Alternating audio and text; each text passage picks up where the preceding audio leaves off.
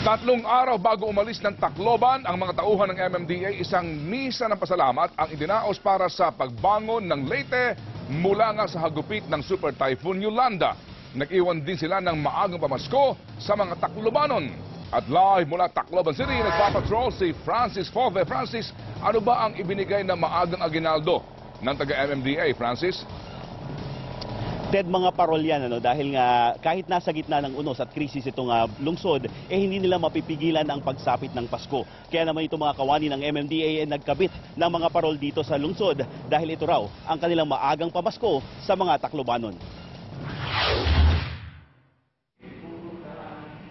Kahit baha pa sa simbahan ng Santo Niño, isang misa ng pasasalamat ang idinaos dito kanina. Pamamaalam na rin ito dahil aalis na sa linggo ang malaking contingent ng MMDA sa Tacloban. Hanggang kanina, higit 84% na ang nalinis na mga daan at gusali sa Tacloban.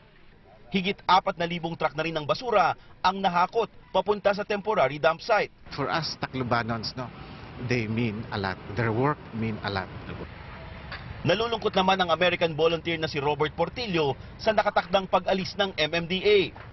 Wala siyang kilala sa bansa, pero nag-leave siya ng 3 buwan bilang sales executive sa California para tumulong sa mga biktima ng bagyong Yolanda. Halos 18 araw siya sa MMDA camp at sumama sa mga medical at clearing operations. Iiwan ng mga bagong kaibigan, tuloy daw ang pagtulong niya sa mga biktima. I had to find an organization so I can help. I figure maybe I can make a difference. Sa Palo, Leyte,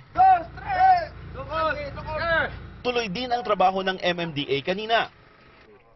Itinayong muli ang natumbang rebulto ni General Carlos Romulo sa MacArthur Landing Memorial Park. Pinilit nating itayo muli yung kanyang estatwa para maglarawan ng katatagan ng mga taga-Leyte. Ngayon, siguro dahil binago ulit, maraming babalik na ulit dito na turista. Maganda tingnan. Itinayo rin ang natumbang estatwa ng isang Boy Scout sa Baras. Kinabitan din ng parol ang paligid ng simbahan bilang maagang pamasko sa mga taga-Tacloban. Habang buhay ko pong ipagmamalaki yung mga nakasama ko rito sa Tacloban. A simple parole that could be hanged, is very special for us Taclobanos, because we would look at the parole with hope. Hindi kami bibitaw, tuloy ang buhay. Samantala, Ted, kaninang alas 6 ng hapon ay inilawan itong mga parol dito sa harap ng simbahan katulad ng nakikita nyo dito sa aking likuran. Ito raw kasi ang simbolo ng pag-asa na pwedeng kapitan ng mga Taclobanon hanggang tuluyan na nga silang makabangon. Ted? At Francis, ang ilaw na yan ay mula nga sa generator, hindi ba? Kasi talagang wala pang kuryente sa Region 8 halos, At inaasahan nga by December 24, ay babalik na ang kuryente dyan. Matanong ko lang, Francis, kanina ang report ay nag-zero visibility sa Tacloban sa sobrang lakas ng ulan, Francis. Tama yan, Ted.